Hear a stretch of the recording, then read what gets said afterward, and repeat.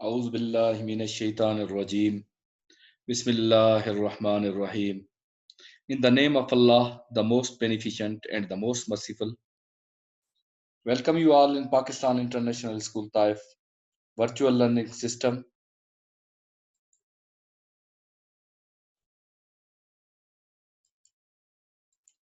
As you know, students,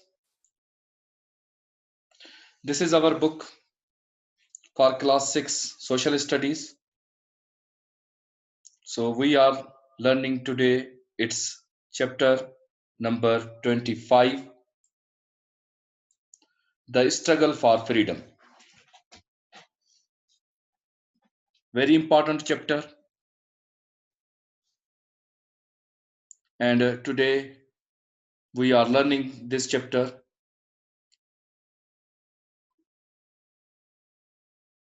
I will read it and also I will give you its explanation also. It is about the War of Independence, which was fought between the British and the subcontinent peoples. And it's the War of Independence. The hero of War Independence was Tipu Sultan, Hyder Ali, and his son Tipu Sultan. So today we are learning about it. So open boys page number 113, Hyder Ali and Tipu Sultan. We saw that after the collapse of the Mughal Empire, there was a much fighting in the subcontinent as princes struggle for power. One of the most important of these was Hyder Ali, a Muslim army commander in the Hindu state of Mysore, who in 1761 became the real ruler, with the old Raja confined in his palace. Hyder Ali was a wise, effective, and just ruler, and a fine general, loved by both Muslims and Hindus. He hated the British, whom he saw as the rising power in the subcontinent, because they had promised him help against the Marathas, but then had failed him, because the British first they promised to Hyder Ali, we will help you in the war of Marathas, but at the last they failed him. In the second Mysore war in 1780 and 84, Hyder Ali invaded in British controlled Carnatic and defeated all the forces sent against him. He had made a treaty with the French for help from their fleet, but at the last moment, they too failed him. He warned his son Tipu Sultan that as long as Britain controlled the sea, victory was going to be a very difficult. Hyder Ali retired to Arcot, where he died in 1782. So at last, he was fighting. He fought a lot of battles with British, and after all, he died in 1782. And he also asked the Tipu Sultan that as long as British control the sea, the victory is very difficult. So because of why? So you must, that he asked the Tipu Sultan to must struggle and gather a big army against the British. So dear students, in the Page number 113 is continues. Tipu Sultan was a very much like his father, but an even more determined general. When the French could not help him against the British after signing the Treaty of Versailles, Tipu Sultan signed the Treaty of Mangalore in 1784 with the British, under which each side gave back land and prisoners. So it was very important battle, but the French could not help him against the British. So after all, finally he gave the he signed the treaty with the British, and the name of the treaty is Mangalore, which was signed in 1784. But Tipu Sultan was dedicated man, and his main aim in life was to free the subcontinent of all foreigners. A brilliant general, he trained new armies even though he knew that the Marathas and Nizam of Hyderabad had joined the British. At that time, the Marathas was a big power, and the Nizam was also Nizam of Hyderabad. The Nizam of Hyderabad and Marathas joined together to defeat the to get down the Tipu Sultan.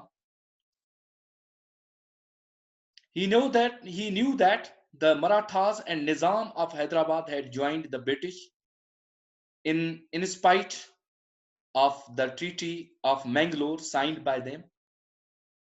The Third Mysore War, 1790 to 1992 1792, was a successful one for Tipu, who defeated the British until at last they received fresh supplies and reinforcement and drove Tipu back into the fort of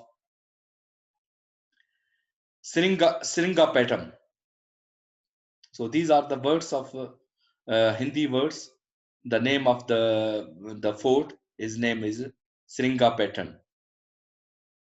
Here again, he was forced to sign a treaty giving away half of his kingdom, some to the Nizam and some to the East India Company. You know, the East India Company is supporting the British Army, and they are the British peoples. So they have a big company, and they have also force, and they joined with Nizam, and they were powerful, because of why the Tipu Sultan lose half of his kingdom to Nizam and the East India Company.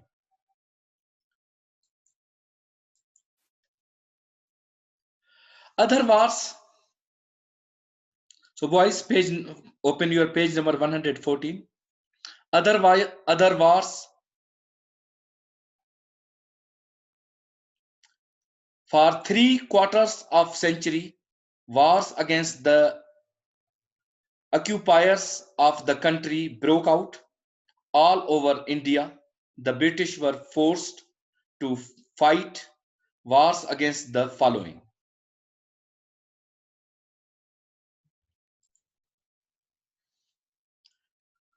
the Rohillas, 1773, the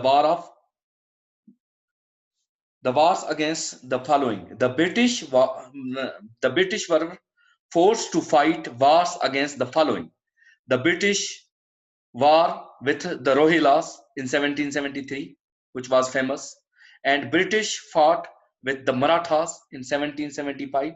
How many? The five wars: 1775, 1803, 1804, 1817, and 1818. So these five wars against the British, against the Marathas, and the third war was the Mysore War.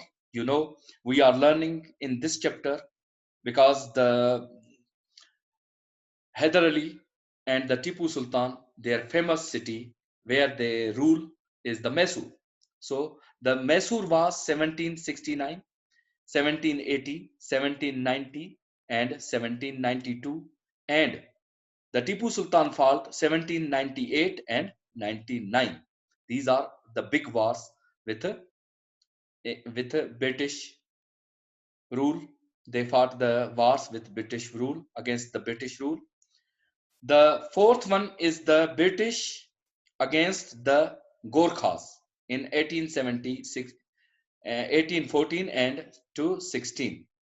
And the wars, the British wars against the Sikhs in 1845, 1846, 1848 to 49. These are the big wars which the British fought against these different um, races or different type of the tribes at that time. So now I am sharing you some of the pictures of these the Rohlas, the Marathas, and Mysore and the Gorkhas.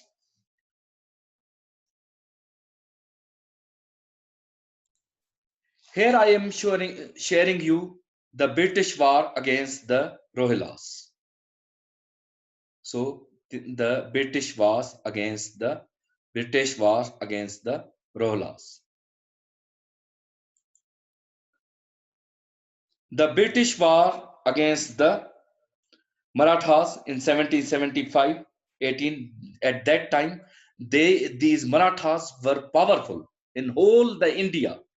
They fought how many wars? They fought the five wars with with British, and also they fought the wars with against the other big dominant cultures. So Marathas were very powerful at that time. The third wars are the Mysore wars. So you know we have learned the four wars were fought by the Hyder Ali and two wars fought by Tipu Sultan. So these are the Mysore wars. These are called, the third are called the very famous wars, which are to be called as a Mysore wars. So you know these are total six Mysore wars. So this is the picture of Second Anglo-Mysore War, which was fought in 1780 and 1790. The Gorkhas, these were also powerful peoples. They were also fought very great wars with British rule. So these peoples are called these five, and these wars are to be called the Gorkha wars. They were famous on the sword and dagger.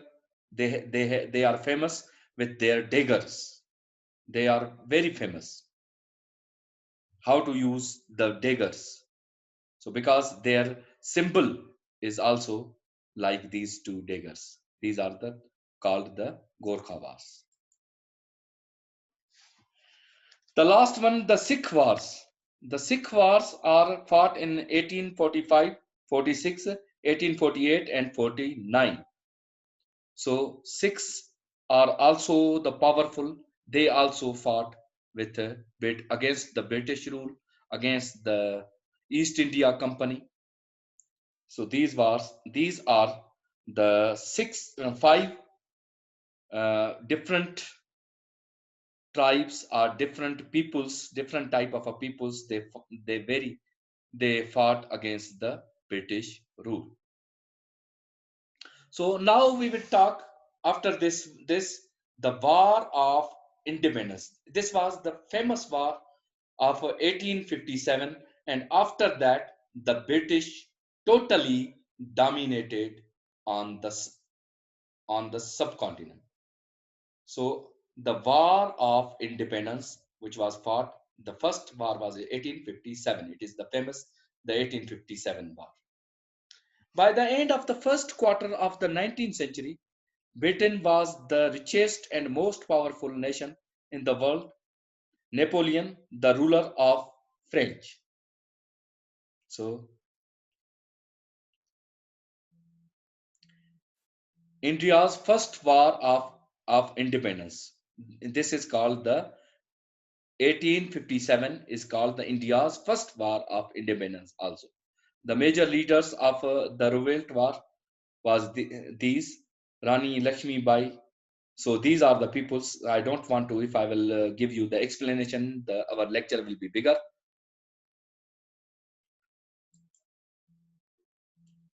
So Napoleon, the ruler of French, British Britain was the richest and most powerful nation in the world. Napoleon, the ruler of France, had been defeated at Waterloo and was no longer a threat. So Britain's navy dominated the seas. You know the name of the Napoleon.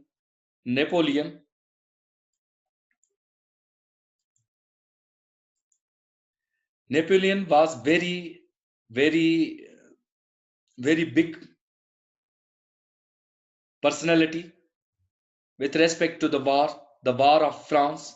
So the Napoleon was defeated. So because of why now the British have get much stronger position in all over the world.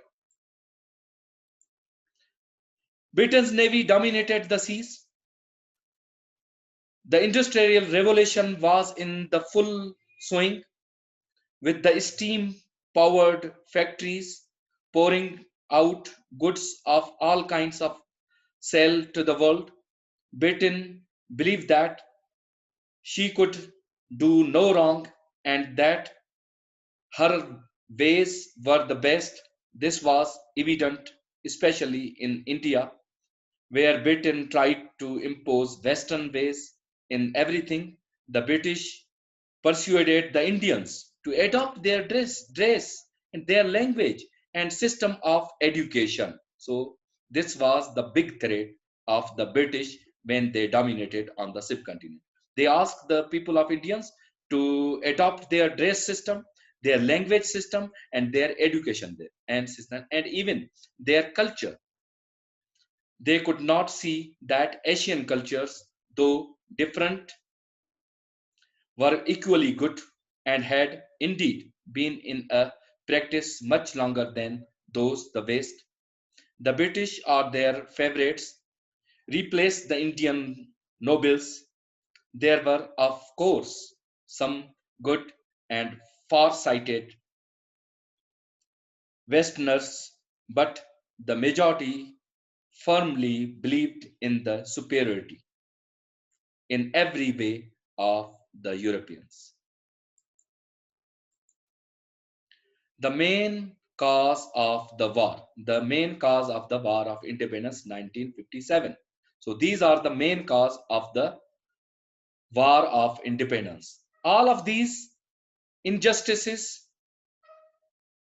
simmered among the people, especially those in the army, which was really the only place where the people from the different areas and different background came together.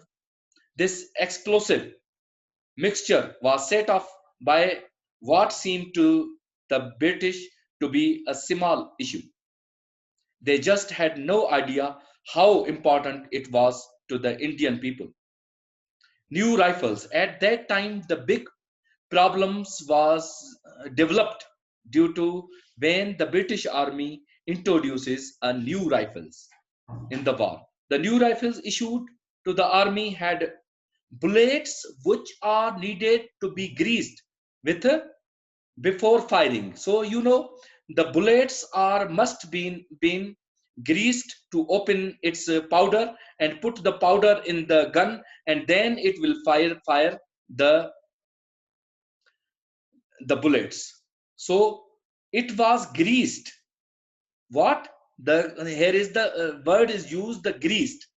So they use, when they open the bullets for grease for the gunpowder, so it was greased.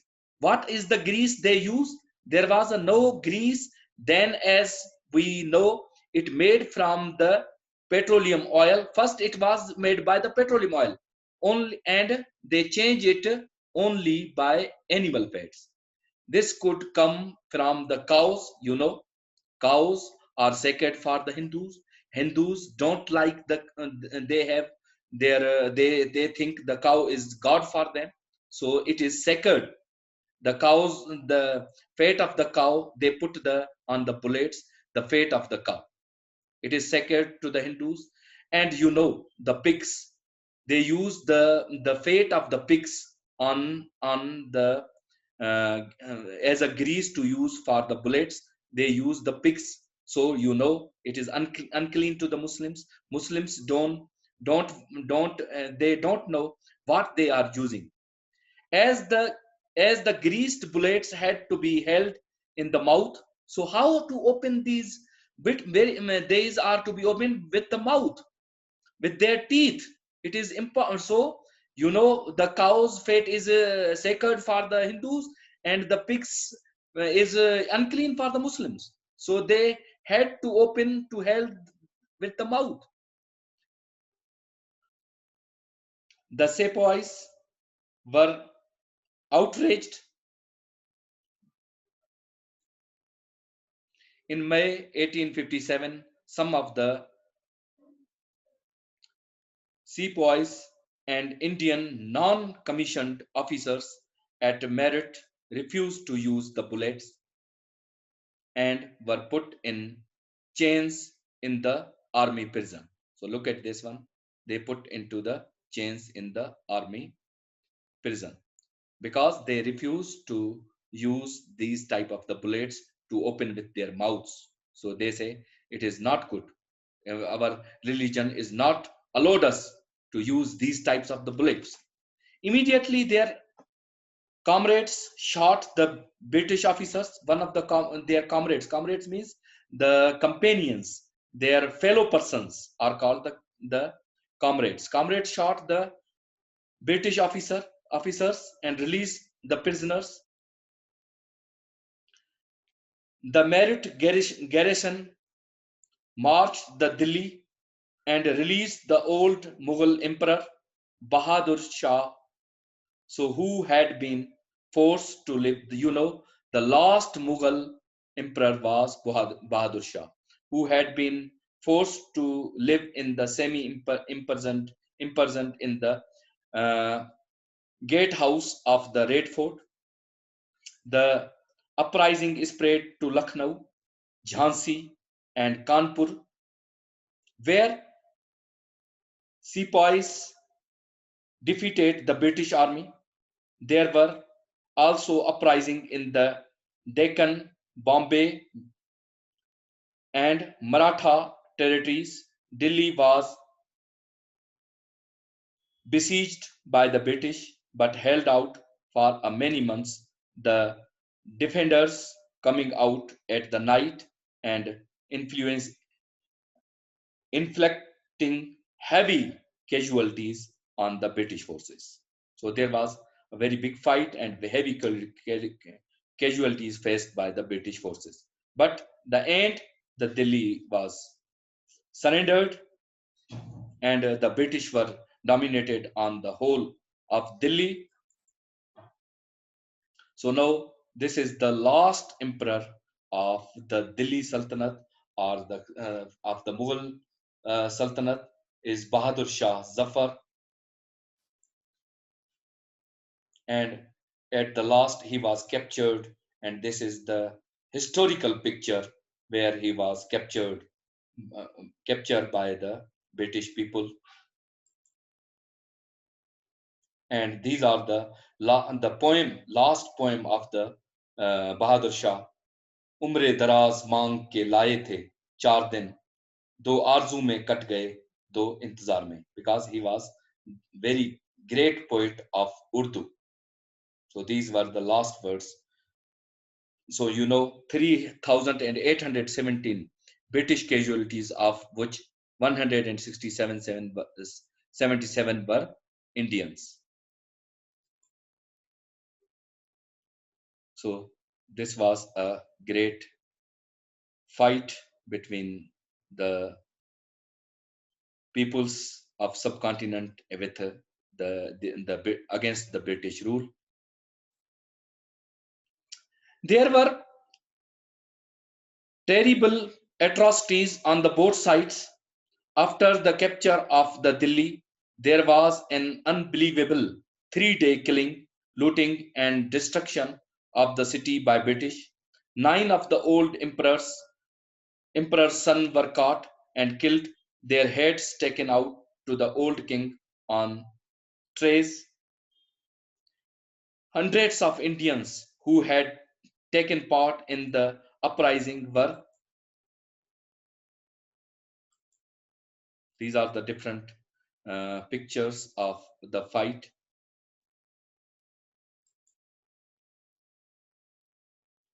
There were terrible atrocities on both sides after the capture of the Delhi. There was an unbelievable 3-day killing, looting, and destruction of the city by the British. 9 of the old emperor's sons were caught and killed, their heads taken to the old king on trays.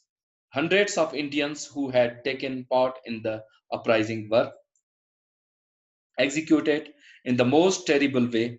Hundreds of Europeans, women, and children were also killed because there were no strong leaders to control the Indians. Although there were outbursts of fighting against the British in some part of the subcontinent throughout 1858, the War of Independence was over in that year. When it was 1857, it was started. 1857, 8, it was finished. So, the reasons for the failure of the war.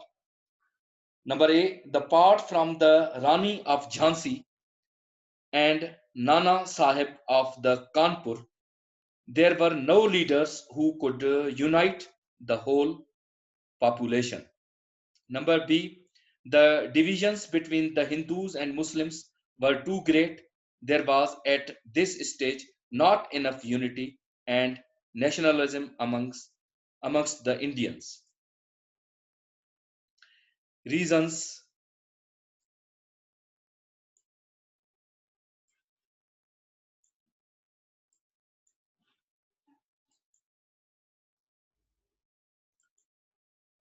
reasons for the failure of the war.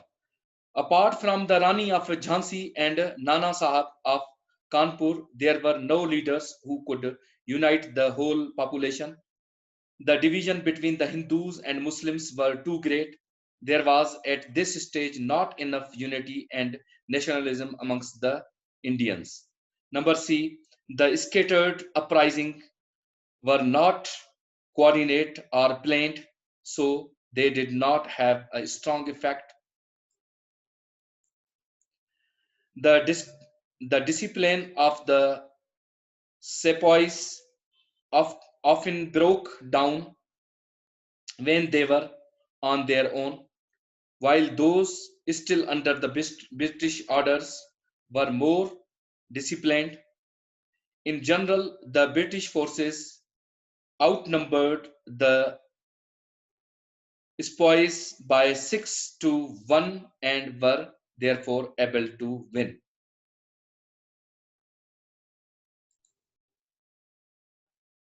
E. The loyalty of the Punjab, Bengal, and Madras and Bombay garrison to the British was a very important factor. If even one of them had joined the spies, the result would have been very different, as it was most of the soldiers were better paid and more secure than they had ever been before. because the British army, they have a better paid army and their soldiers were well disciplined. So because they fought very well, they were not ready to exchange this for an uncertain future. Although the spies were defeated in the battle, they had won much more important victory. The British government was made to realize its fault and did much in the next 50 years to correct them. So this was the Rani of Jhansi, and this was the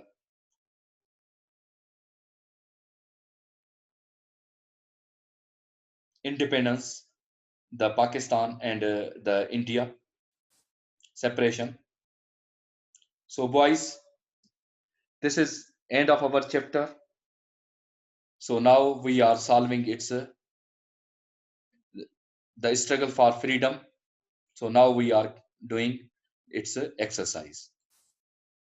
So here are the 5 questions are given in our exercise. So now I am giving you its answers. Question number 1: what helped to British to win the wars from the 1773 to 1949? The British had better firepower, and though they lost the initial, they won wars with sustained fighting, who didn't give up their services. Another crucial factor was the induction of the Gorakh, Gork, Gorkhans in the British Army, and tradition that continuous to this day. Question number 2: what are the different causes of the War of Independence? So answer is the rifles is the big cause. The rifles issued to the two armies had bullets which needed to be greased before firing. There was no grease then as we know it, made from the petroleum before it was made from the petroleum, oil or animal fat. This could come from the cows sacred to the Hindus or pigs unclean for Muslims, as the grease bullets to be held in mouth. The spoils were outraged. This was the main reason for the War of Independence.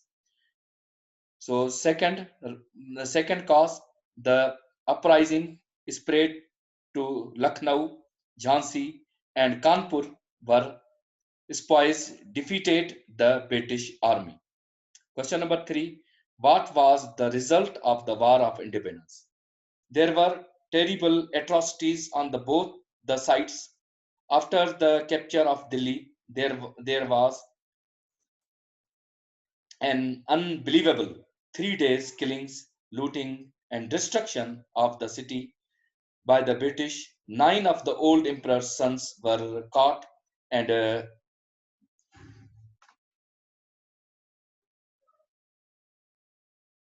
and their heads taken to the old king on the trays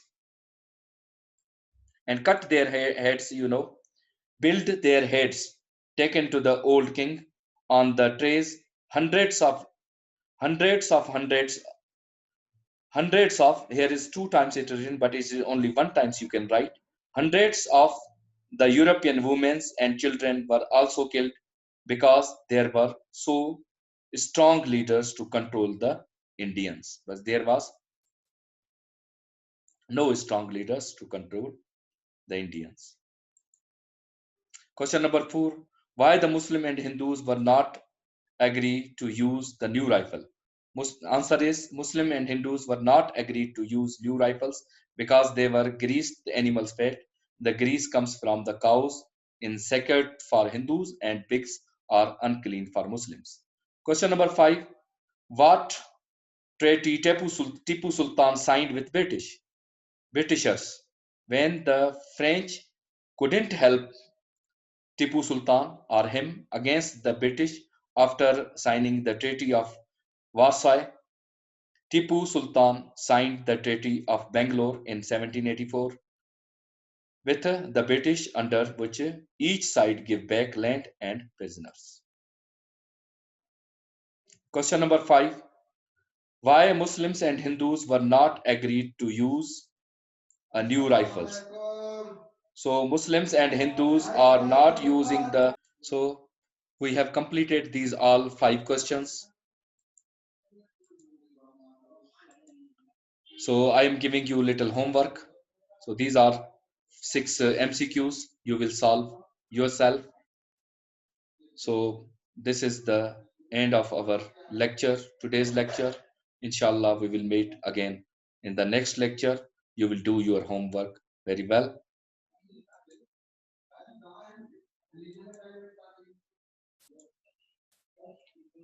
So good luck, boys. Wish you all the best.